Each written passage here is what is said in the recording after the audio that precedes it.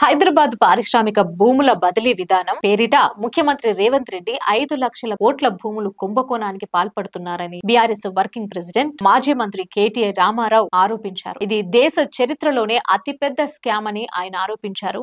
CM కు సన్నిహితంగా ఉండే రాజకీయ మధ్యవర్తులు, సోదరులు, బంధువులు, రియల్ ఎస్టేట్ గ్రూపులకు లబ్ధి చేకూర్చేందుకే హిల్డప్ రూపొందించారని చెప్పారు. హిల్డప్ ద్వారా వేలాది ఎకరాల పారిశ్రామిక భూములను అతి తక్కువ ధరకే ప్రైవేటు వ్యక్తులకు కట్టబెట్టే ప్రయత్నాలు జరుగుతున్నాయని కేటీఆర్ ఆరోపించారు. శుక్రవారం తెలంగాణ భవన్ లో పార్టీ నేతలతో కలిసి ఆయన మీడియాతో మాట్లాడారు.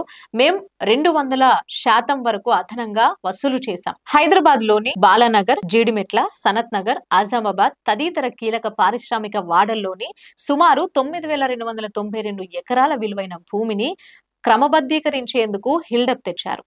ఎకరా భూమిని సగటున కనీసం 50 కోట్లకు పరిగణించి లెక్కేస్తే ఈ భూముల విలువ 4 లక్షల కోట్ల నుంచి 5 లక్షల కోట్ల వరకు ఉంటుంది. ఈ భూములు రిజిస్ట్రేషన్ విలువలో కేవలం 30%కే ప్రైవేటు వ్యక్తులకు అప్పగించాలని రేవంత్ ప్రభుత్వం చూస్తోంది. ఎస్ఆర్ఓ విలువలో కేవలం 30% వసూల ద్వారా ప్రైవేటు వ్యక్తులకు లక్షల కోట్ల రూపాయల లబ్ధి జరుగుతోంది.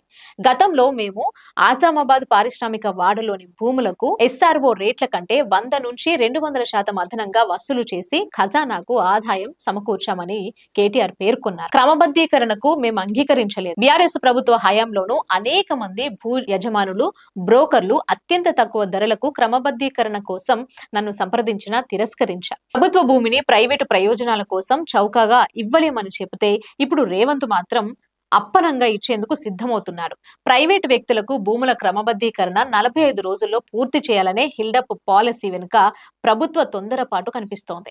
ఈ పాలసీ కేబినెట్ ముందుకు రాక మున్పే రేవంత్ సోదరులు, అనుచరులు, బ్రోకర్లు ముందస్తు డీల్స్ కుదుర్చుకుంటున్నారు. హిల్డప్ పాలసీ కాంగ్రెస్ కు ఏటీఎం గా మారి ఎంపిక చేసిన కొద్ది మందిని ధనవంతులుగా మారుస్తోందని బీఆర్ఎస్ నేత చెప్పారు. సీఎం రేవంత్ రియల్ ఎస్టేట్ ఏజెంట్లా వ్యవహరిస్తూ మెట్రో రైలు, హైదరాబాద్ సెంట్రల్ యూనివర్సిటీ, పారిశ్రామిక భూములపై కన్నేశారు.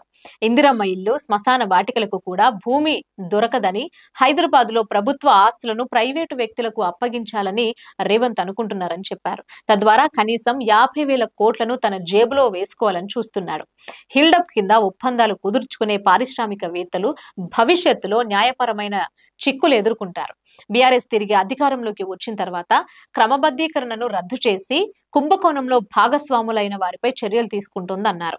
హిల్డప్ పాలసీ ప్రభుత్వం వెంటనే ఉపసంహరించుకోవాలని కేటీఆర్ డిమాండ్ చేశారు. ఫార్ములా ఈ రేసు వ్యవహారంలో తాను ఎలాంటి తప్పు చేయలేదని, ఈ విషయంలో లై డిటెక్టర్ టెస్ట్ కు కూడా సిద్ధమని ప్రకటించారు కేటీఆర్.